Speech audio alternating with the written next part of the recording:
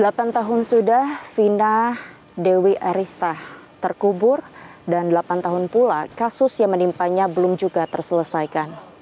Vina tewas bersama dengan kekasihnya Muhammad Rizky Rudiah alias Eki di tangan geng motor yang menganiayanya. 8 dari 11 tersangka telah menjalani hukuman, lalu di mana 3 pelaku lainnya yang telah tega menganiaya mereka hingga tewas. Ikuti penelusuran tim Menyikap Tabir dari Cirebon, Jawa Barat bersama saya, Yohana Gabriela. Demi Allah, saya nggak pernah melakukan hal tersebut. Apa yang dituduhkan juga saya nggak pernah melakukan. Ini bukti sudah ada, sudah jelas. Jadi nggak usah mengelak. Sekarang ya udah, diam aja, maling aku penjara penuh. Perkara tersebut masih ditangani oleh Polda Jawa Barat.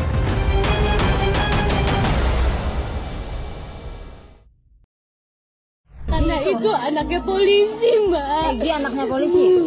Nggak tahu kalau yang Egi anaknya polisi apa enggak. Vina nggak kenal, tapi dia suka sama Vina.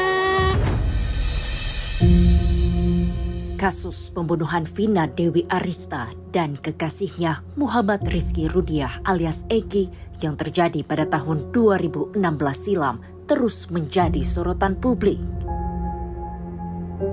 Pasalnya, 3 dari 11 pelaku yang terlibat dalam kasus ini belum juga diringkus. Keberadaannya masih gelap. Dan polisi hingga saat ini masih terus melakukan pencarian dengan menerbitkan daftar pencarian orang terhadap 3 pelaku yang masih buron. Belum juga polisi merampungkan pekerjaan rumahnya, kini muncul persoalan baru. Aroma salah tangkap terhadap 11 pelaku pembunuh Vina dan Eki mulai menyeruak.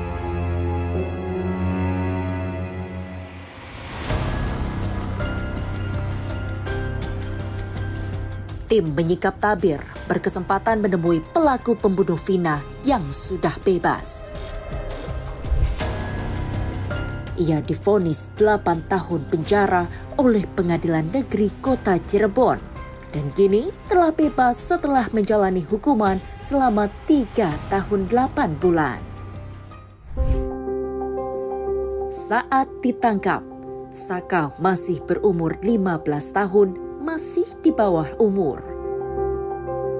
Kepada kami, Saka mengungkapkan kalau dirinya bukanlah pelaku pembunuh Vina dan Eki. Saat ditemukannya jasad Vina dan Eki di Jembatan Talun, Saka sedang berada di rumah. Waktu malam kejadian saya ada di rumah, di posisi ada di rumah. Sebelum maghrib, nyampai jam 11 kurang masih ada di rumah. Jam 11 kurang pun saya pindah ke bengkel, mengantar teman saya, sama paman saya, sama temennya juga ke bengkel. Karena motornya rusak, mau dibenerin. Besoknya ngedengar katanya ada kecelakaan tunggal, padahal saya nggak tahu.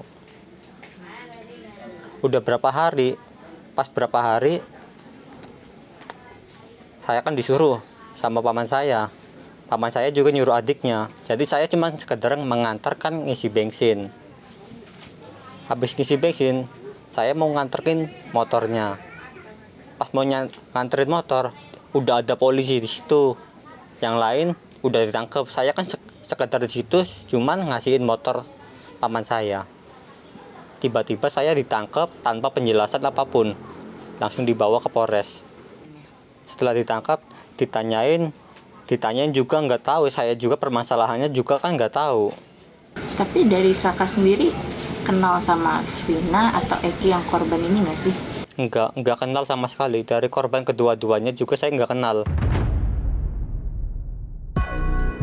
Dalam pemeriksaan polisi kala itu, Saka terus membantah atas tudingan yang diarahkan kepadanya. Tak tahan atas penyiksaan yang ia alami, Saka akhirnya menyerah. Tidak ada pilihan, ia terpaksa mengakui tuduhan yang sebenarnya tidak pernah ia lakukan.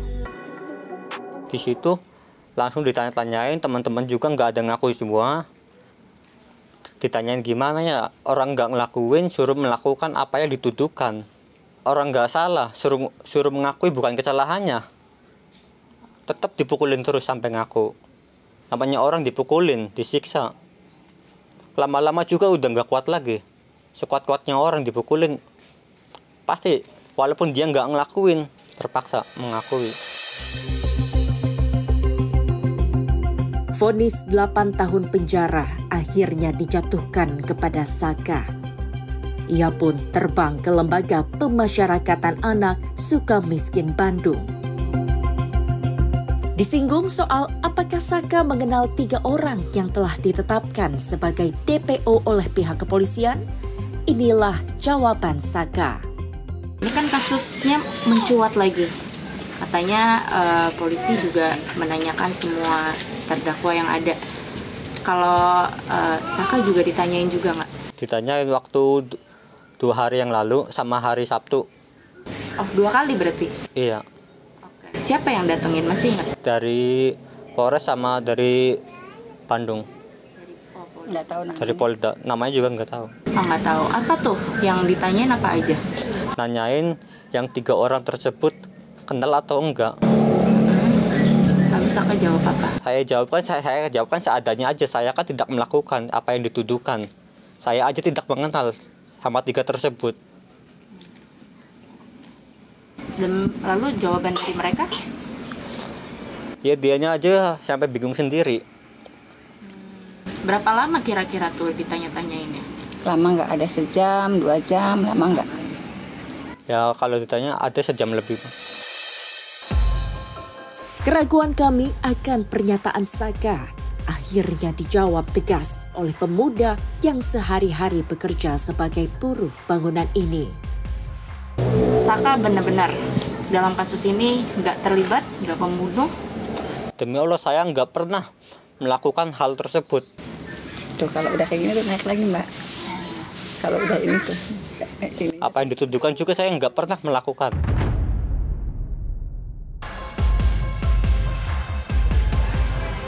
Sementara itu, kisruhnya perkara pembunuhan Vina dan Eki mulai dari belum tertangkapnya 3 pelaku hingga adanya dugaan kesalahan prosedur dalam penyidikan menjadi perhatian Mabes Polri. Terkait perkara dugaan tindak pidana perlindungan anak dan atau pembunuhan berencana tersebut, di mana korban atas nama 1. Vina Dewi Arsita alias Vina, dan 2. Muhammad Rizky Ridiana alias Eki saat ini masih ditangani oleh Polda Jawa Barat. Bareskrim Polri ya selaku pembina fungsi atau satuan kerja pembina fungsi yang terkait dengan reserse, fungsi reserse ini telah melakukan atau memberikan petunjuk-petunjuk serta arahan terkait penyelidikan dan penyidikan yang sedang ditangani oleh Polda Jawa Barat dalam kasus tersebut. Sementara itu, kuasa hukum Saka Tala, Titin Prialianti, menilai banyak kejanggalan yang telah terjadi di persidangan kasus terbunuhnya Vina dan Eki. Udah diam aja, maling aku penjara penuh. Perkara tersebut masih ditangani oleh Polda Jawa Barat.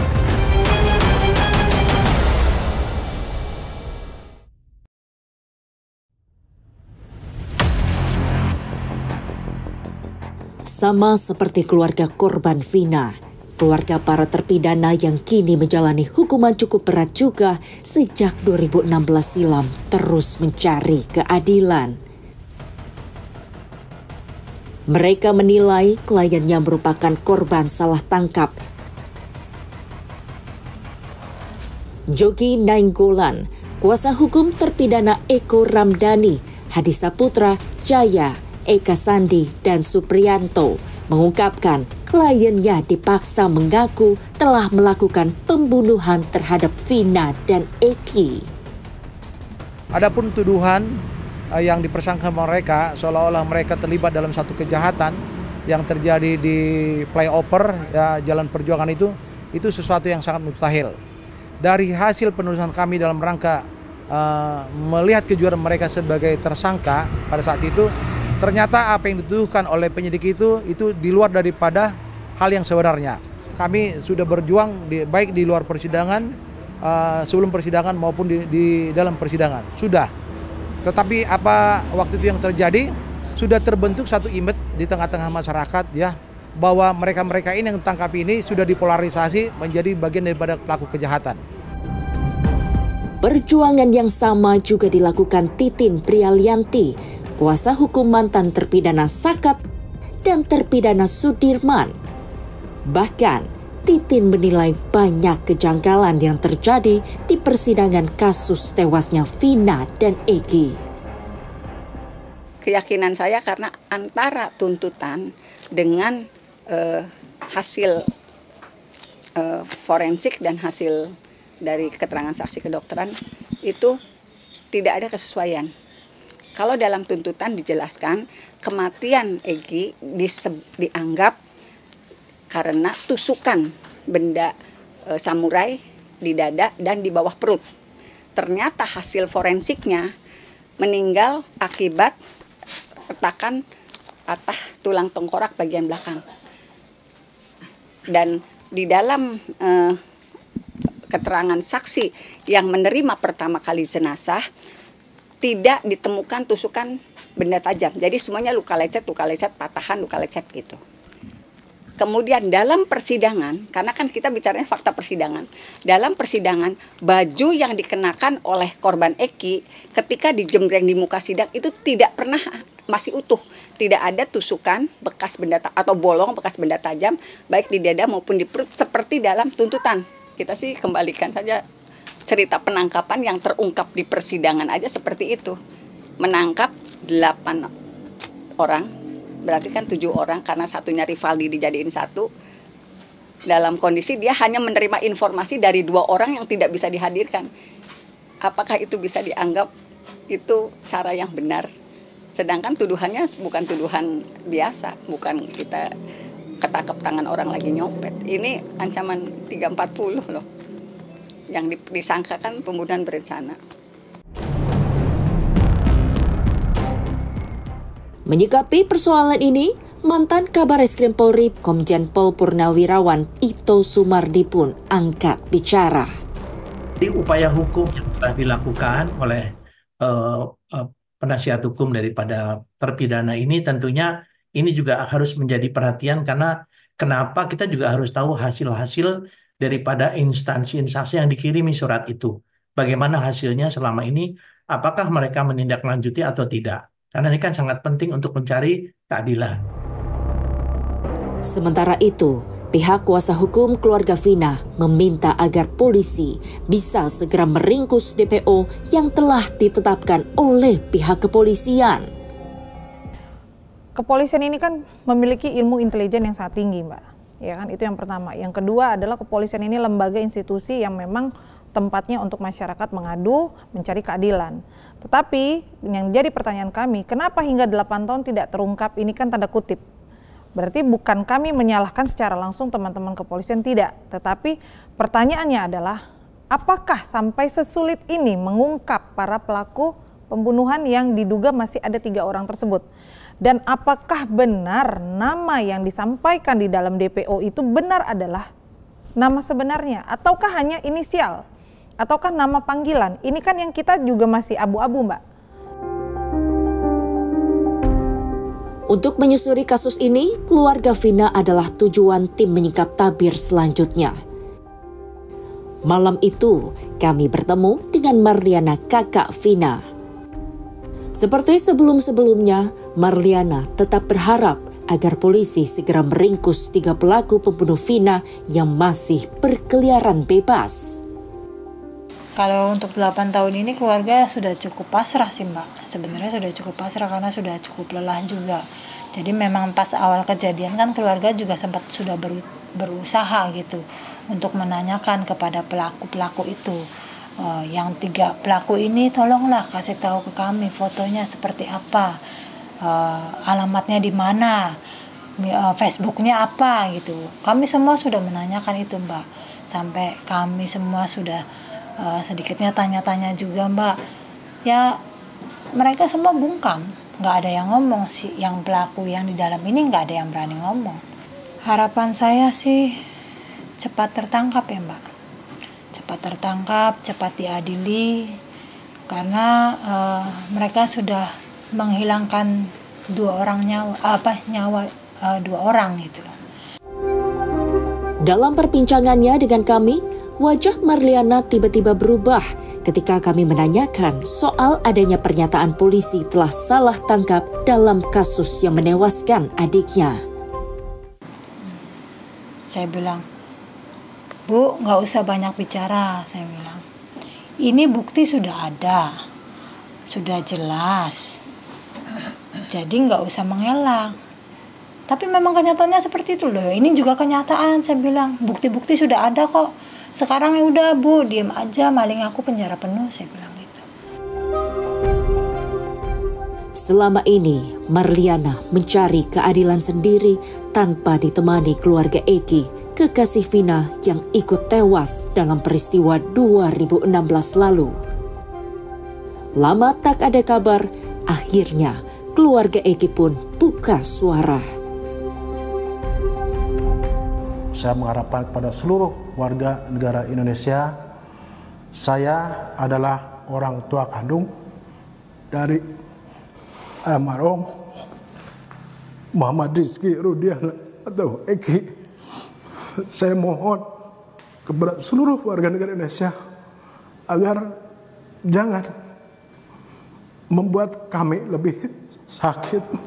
Eki adalah anak kandung kami yang mana menjadi korban daripada kelompok-kelompok yang kejam. Saya tidak diam. Saya terus berupaya dan bekerja sama dengan reskrim. Terbukti beberapa kita kami amankan dan sisanya sedang kami perjuangkan untuk dilakukan pengungkapan. Sekali lagi saya mohon doa, mudah-mudahan orang-orang yang telah mengambil nyawa anak saya bisa segera terungkap.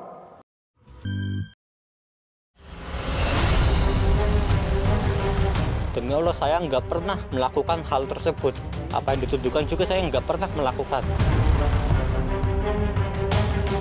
Ini bukti sudah ada, sudah jelas. Jadi nggak usah mengelak. Sekarang ya udah diem aja, maling aku penjara penuh. Perkara tersebut masih ditangani oleh Polda Jawa Barat.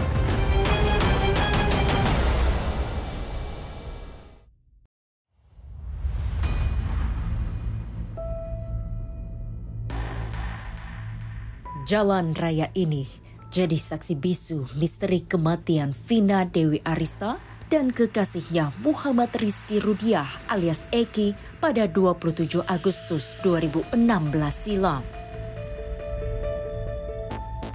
8 tahun peristiwa ini berlalu, namun hingga kini kasusnya belum juga rampung. Masih ada 3 pelaku lagi yang belum tertangkap. Jadi memang kita belum menemukan jejak digital maupun keterangan secara rinci daripada pelaku lain, sehingga kita memang selama ini ada kendala di situ. Gitu. Ya, dan kita juga berusaha untuk ke pihak keluarga, mungkin ada informasi-informasi terkait ketiganya, maupun informasi dari para tersangka ini, sehingga kita bisa menemukan secara pasti. Kalau sudah kita tahu pasti identitasnya, mungkin kita akan lebih mudah melakukan pelacakan. Kan mungkin kan dari ketiganya ini hanya nama panggilan alias-alias, tapi tidak ada yang tahu nama aslinya ketiganya siapa. Untuk itu kita juga tentu minta bantuan dari pihak keluarga, manakala ada informasi-informasi ataupun jejak dari ketiganya, kita akan telusuri ketiganya, Mbak.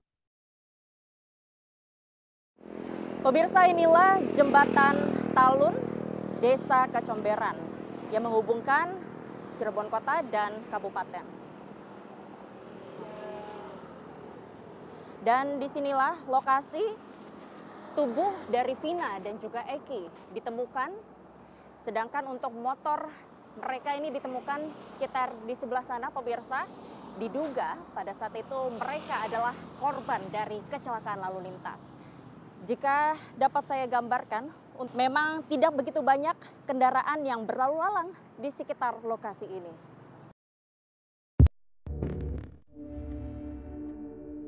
Kala itu, Vina tewas di rumah sakit, sedangkan Eki tewas di tempat.